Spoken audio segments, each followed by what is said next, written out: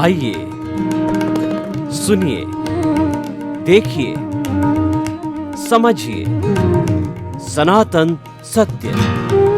जैसी दृष्टि वैसी सृष्टि, दृष्टि विज्ञान।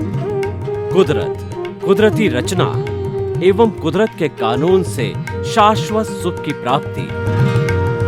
जोधपुर के परम पूज्य महात्मा उपासक प्रोफेसर डॉक्टर सोहन राज तातेड़ के निर्देशन में सनातन सत्य। जैसी दृष्टि वैसी सृष्टि, दृष्टि विज्ञान।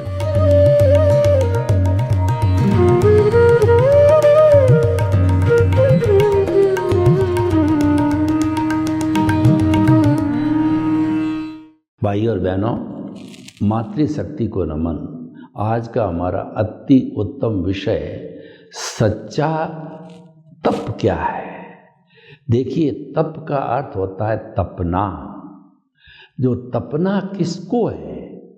जो हमारा ये शरीर है वो तो एक भगोले के समान है।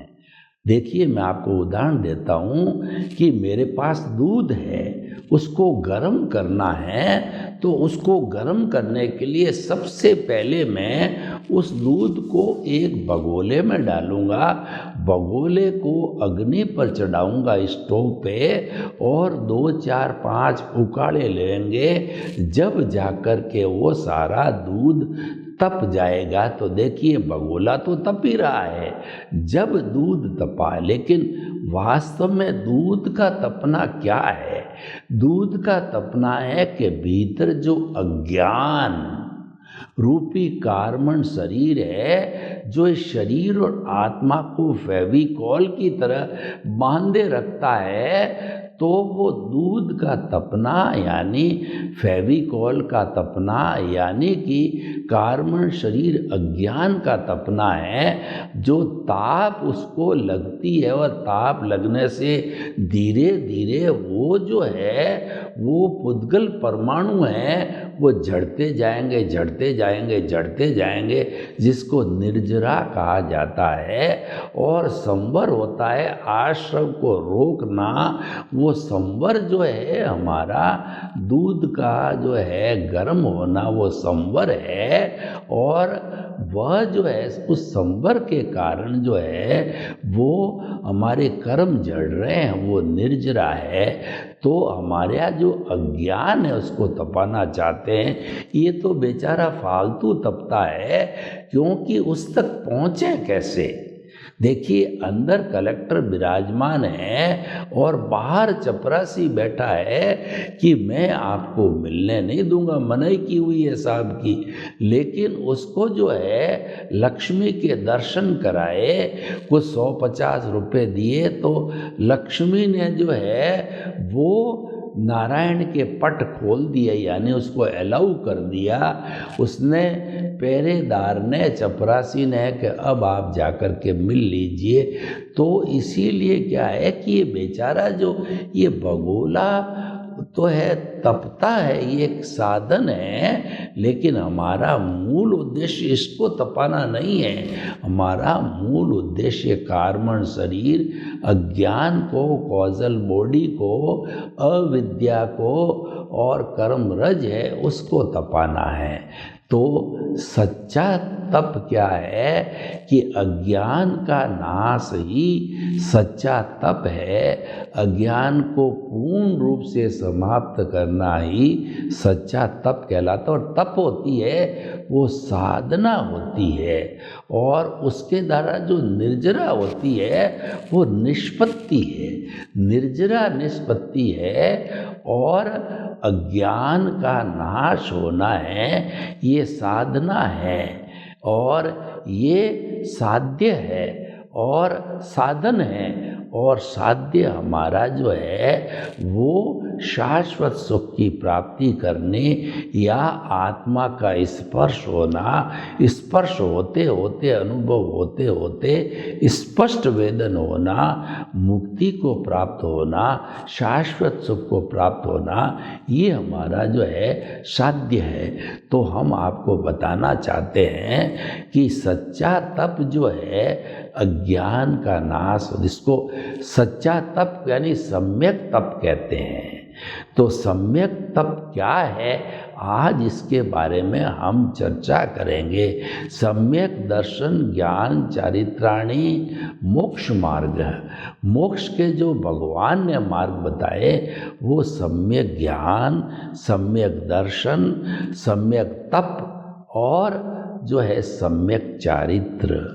तो और इसको हम अज्ञान को क्या बोलेंगे, ज्ञानावर्णीय कर्म, दर्शनावर्णीय कर्म, मोहनीय कर्म और जो है हमारा अंतराय कर्म।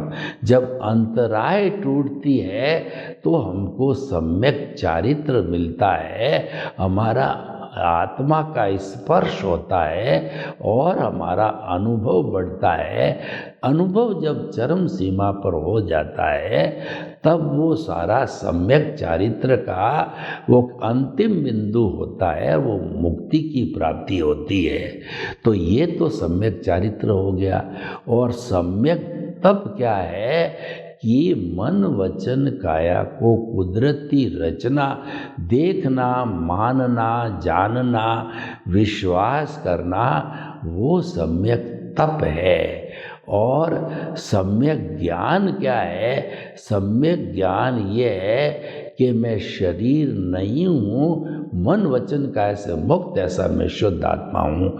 यानी जो है नो ऑनरशिप नो डूअरशिप है, वो ये नो ऑनरशिप जो है वो हमारा सम्यक जो है ज्ञान है कि मैं शरीर नहीं हूँ, मैं शरीर से भिन्न शुद्ध आत्मा हूँ। और दूसरा सम्यक दर्शन क्या है, वो सम्यक दर्शन ये कि शरीर का संचालक मैं नहीं हूँ, इस शरीर का संचालक तो कुदरत है, व्यवस्थित शक्ति है जो इंडिविजुअल लेवल पे काम करती है, कुदरत की एक ब्रांच है वो व्यवस्थित शक्ति। व्यवस्थित शक्ति तो संपूर्ण ब्रह्मांड पे काम करती है, वो प्राकृतिक रूप से सब सारा जो है जितना भी हमारा ब्रह्मांड है, नक्षत्र क्षेत्र है, उन सब का संचालन करने वाली तो कुदरत है। और कुदरत के प्राकृतिक रूप से संचालन से ही समय पर सूर्य उदय होता है, समय पर अस्त होता है, समय पे दिन उगता है, समय पे रात आती है, समय पे ऋतुएं होती है, सर्दी आती है, गर्मी आती है, बरसात आती है। और जो है सारा संचालन कुदरत करती है। और जो जीवित प्राणी हैं वो अपने कर्मों के भुगतान के लिए हमारी कुदरत की एक ब्रांच है, व्यवस्थित शक्ति तो हम कहते हैं कर्ता व्यवस्थित शक्ति, साइंटिफिक सर्कमस्टेंशियल एविडेंस है, वो करता है। मैं करता नहीं हूँ, मैं तो निमित्त हूँ। हम जो ही निमित्त बन जाते हैं त्यों ही हमारा पद चेंज हो जाता है। हम बहिर आत्मा से अंतर आत्मा बन जाते हैं, हम स्वार्थ की चेतना से परार्थ की चेतना पे आ जाते हैं। और परमात्मा को प्राप्त करना, परमार्थ को प्राप्त करना हमारा लक्ष्य बन जाता है, जिसको कि सम्यक चारित्र कहा जाता है। तो ये जो मन वचन काया ये भुगतान है, ये हमारा हिसाब है, ये हमारा इस जन्म का लेना देना है। किसी को देना है, किसी से लेना है, कोई क्रेडिट है, कोई डेबिट है। हम बैंक से जब कभी भी लोन लेते हैं तो बैंक हमारे खाते में हमारे नाम से डेबिट कर देती है। और जब हम धीरे धीरे वो पैसा उतारते हैं, जमा कराते जाते हैं, क्रेडिट होता रहता है। तो डेबिट माइनस क्रेडिट दोनों इक्वल हो जाते हैं। तो ज़ीरो होने पर हमारा लोन उतर जाता है ब्याज समेत और हम शुद्ध हो जाते हैं। तो भाई और बहनों, ये जो है सारा जो है ये कुदरती रचना है, वो मन वचन काया तथा उससे जुड़ी हुई हर अवस्था मात्र कुदरती रचना है और वह व्यवस्थित, यानी कि वो प्री डेस्टिन्ड है, वो फिक्स है, वो एज इट इज़ आती है, एज इट इज़ भोजी जाती है, क्योंकि ये पिछले जन्म की क्रिया है, इस जन्म में मात्र प्रतिक्रिया होती है। विज्ञान भी कहता है to the every action there is equal and opposite reaction. जो पिछले जन्म में हमने ध्वनि की थी वो इस जन्म में प्रतिध्वनि होकर के वो डिस्चार्ज होकर के भुगत लिया जाता है। उसको जो है हम चार्ज और डिस्चार्ज कहते हैं। जो पिछले जन्म में हम एकत्रित करते हैं, कॉजल बॉडी बनाते हैं, वो चार्जिंग कहलाता है। जैसे मोबाइल की बैटरी को जब जो है चार्जर के द्वारा साथ लगाते हैं तो बैटरी धीरे धीरे 1%, 2%, 10% होती है, 100% हो जाती है, फुल्ली चार्ज हो जाती है। उसी तरीके से पिछले जन्म में जितना हमारा आयुष्य है, हम मन वचन काया की तीनों बैटरियों को फुल्ली चार्ज करके और भाव कर्म डाल करके कॉजल बॉडी बनाते हैं जीवन भर।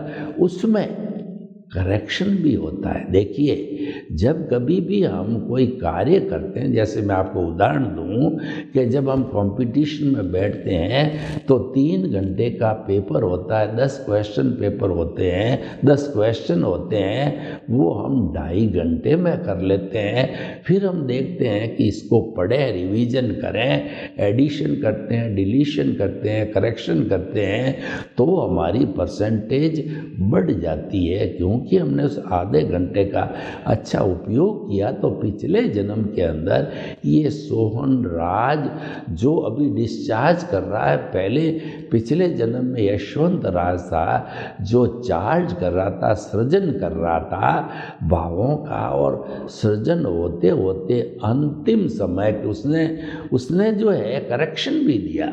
किसी 84 लाख जीवा योनि प्राणियों से करेक्शन दिया। कैसे करेक्शन दिया जाता है, मैं आपको एक विधि बनाता हूँ कि संसार रूपी नाटक के प्रारंभ से अध्यक्ष क्षण पर्यंत 84 लाख जीवा योनि प्राणियों से किसी से जो है मेरे द्वारा कोई भी कष्ट पहुंचा होता है तो शुद्ध अंतःकरण से उन 84 लाख जीवा योनि, 7 लाख पृथ्वी का है, 7 लाख अप का है, 7 लाख तेजस का है, 7 लाख वायु का है, 10 लाख प्रत्येक वनस्पति का है, 14 लाख साधारण वनस्पति का है, 2 लाख बेन्द्रिय, 2 लाख त्रिंद्रिय, 2 लाख चतुरिंद्रिय, 4 लाख नारकी, 4 लाख देवता, 4 लाख तिर्यंज पहुंचेंद्रिय, 14 लाख मनुष्य की जाति, 4 गति, 84 लाख जीवा योनि प्राणियों को कोई दुख पहुंचाया मन से, वचन से, काया से, करने से, कराने से, तो शुद्ध है। अंतःकरण से बाल हृदय बालक बन करके मैं आपसे जो है क्षमा याचना करता हूँ, मैं आपको माफ़ करता हूँ, आप माफ़ करो, माफ़ करो, माफ़ करो। तो ये शुद्धिकरण पिछले जन्म में करने के बाद जो कुछ बचता है वह कॉजल बॉडी पिछले जन्म के तो भाव डाले थे, इस जन्म में वो भाव नहीं रहते, कि वो भाव तो चेतना की शक्ति है, तो चेतना उस वक्त हाजिर थी और वो भुगतान तो जड़ होता है। तो इस जन्म में वो मन वचन काया रूप में मैकेनिकल मोड के अंदर वो मैकेनिकल आत्मा बन जाती है।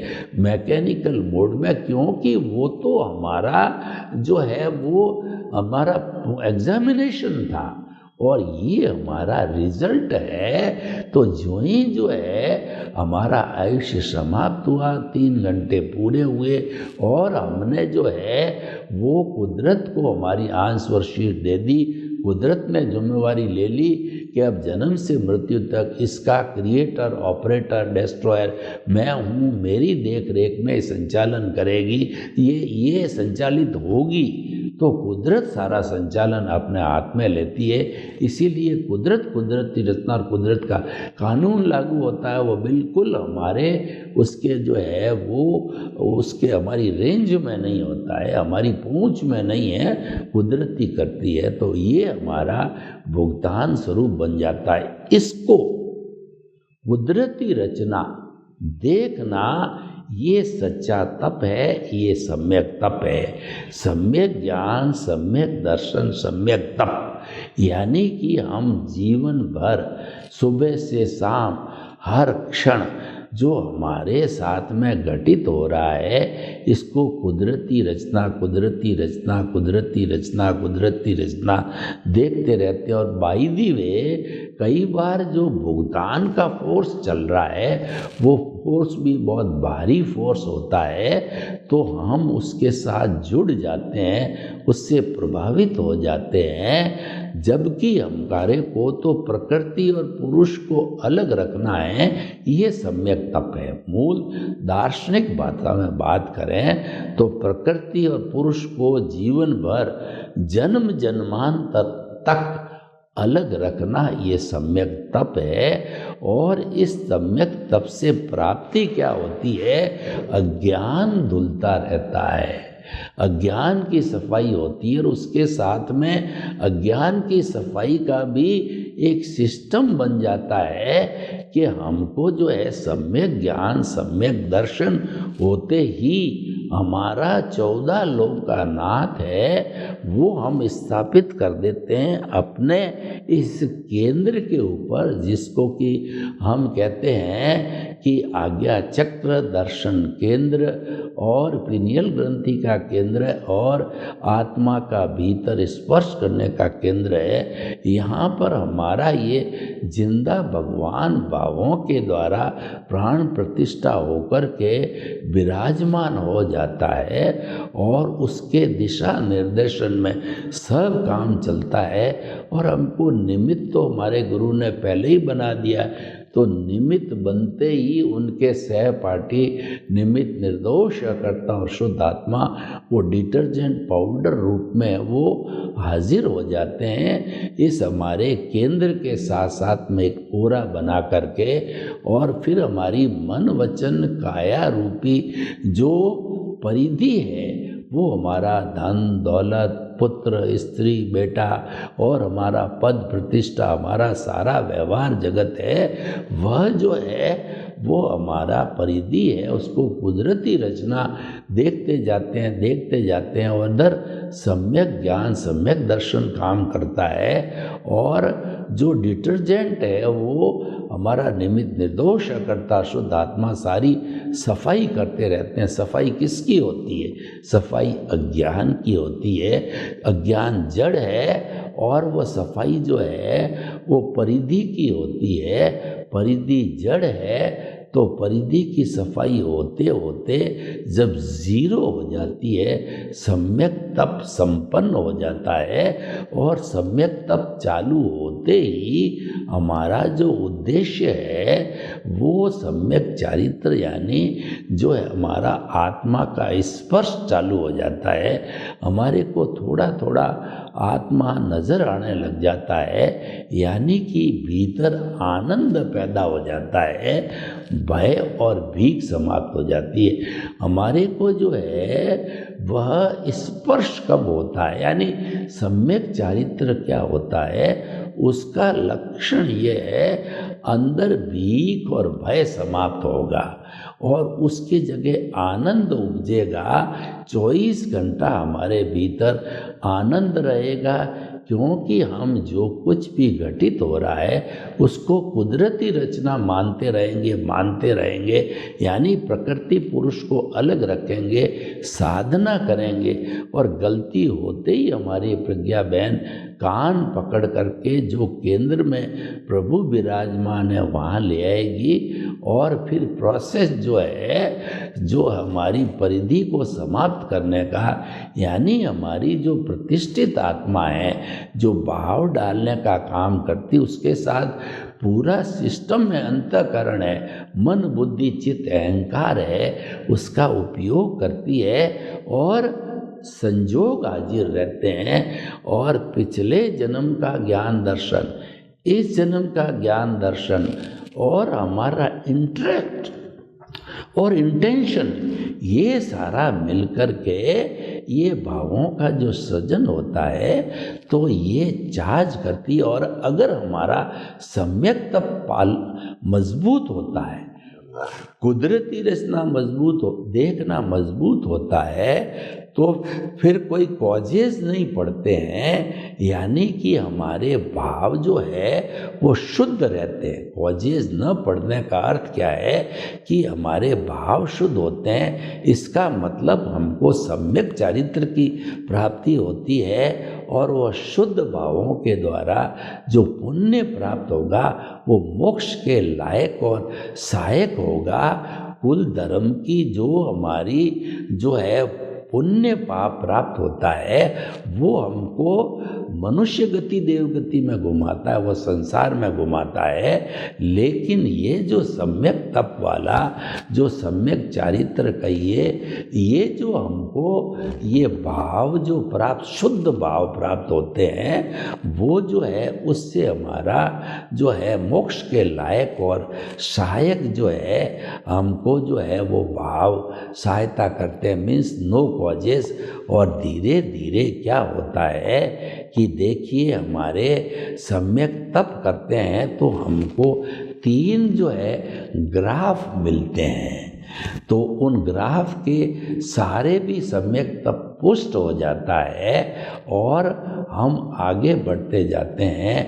तो पहला ग्राफ जो है वो प्रीतिति का होता है कि जब हमारे को जो है सम्यक तप की स्थिति आती है, यानी हमारे को नो ऑनरशिप नो डूअरशिप होकर के सम्यक ज्ञान सम्यक दर्शन मिलता है, तो फिर जो है वो हमारे को प्रीतिति हो जाती है। एहसास भीतर बैठ जाता है कि मन वचन काया से मुक्त, ऐसा मैं शुद्ध आत्मा हूँ। और सम्यक तप का भी यही जोर रहता है कि मन वचन काया कुदरती रचना है, उससे मुक्त रहो। और भी जोर रहता है कि प्रकृति और पुरुष को अलग अलग रखो। चारों तरफ से जो है हमारा शुद्ध भाव पड़ने लग जाते हैं और वो शुद्ध भाव से जो है हमारा पूरा सिस्टम शुद्ध चलता है। तो सम्यक चारित्र बढ़ते बढ़ते जो दूसरा ग्राफ है जागृति, ये जितना जो है रियल पुरुषार्थ है ये जागृति है। और रियल पुरुषार्थ के अंदर ये सब सहयोगी है।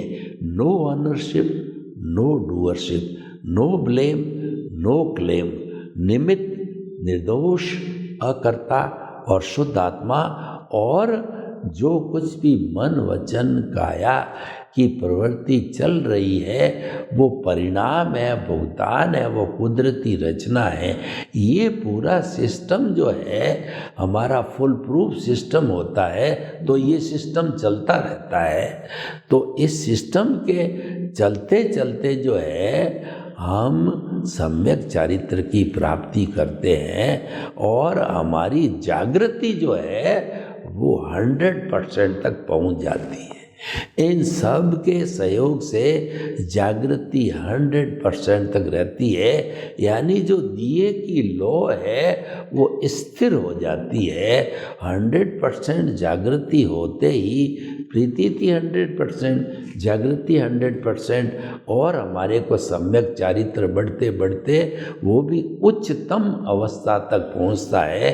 तो तीनों ग्राफ टॉप लेवल पर आते हैं। प्रीतिति जागृति और अनुभव 360 डिग्री का ये अवस्था हमारे रियल पुरुषार्थ की सुप्रीम अवस्था है। इसका मतलब इसके बाद कोई पुरुषार्थ होता ही नहीं है। जब हमारी ये अवस्था हो जाती है तो सारी जो प्रोसेसिंग फैक्ट्री है जो हमारी जो है वो प्रतिष्ठित आत्मा समाप्त और जो मन को हम पैदा करते थे वो समाप्त। और मोटी बात यह है कि सच्चा तप है वो अज्ञान का नाश सच्चा तप है, तो वह सच्चा तप आ जाता है। वो कुदरती रचना देखते देखते सच्चा तप यानी संपूर्ण अज्ञान नाश, संपूर्ण कार्बन शरीर नाश, एक भी परमाणु चेतना के साथ में पुद्गल का नहीं रहता है, जड़ का नहीं रहता है, तो वह चेतना जो है सिद्ध बुद्ध और मुक्त बनने लग जाती है। और जब वो सिद्ध बुद्ध मुक्त की अवस्था में आ जाती है, 14वें गुण स्थान में आती, यानी जो है जिस जन्म के अंदर हमारे को अंतिम पुरुषार्थ केवल दर्शन होता है, तो एक बार और जन्म लेना होता है।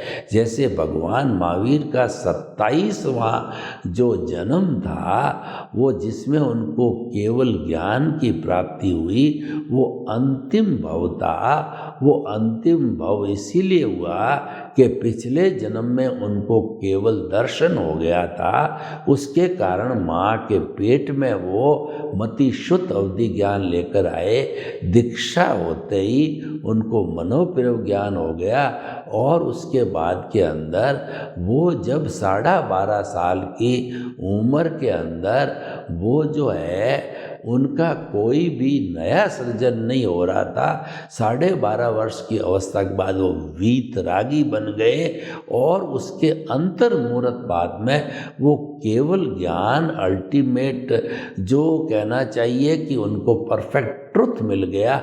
और फिर उसके बाद उन्होंने 33 वर्ष तक आयुष्य का भुगतान करके वो सिद्ध बुद्ध मुक्त बन गए। सर्वे भवन्तु सुखिनः सर्वे सन्तु निरामया। लोक के जीवों को सुख मिले, शांति मिले, आनंद मिले, प्रेम मिले, सौहार्द मिले, और हम सच्चे तप को प्राप्त करके और शाश्वत सुख को प्राप्त करें। आपके प्रति मंगल भावना।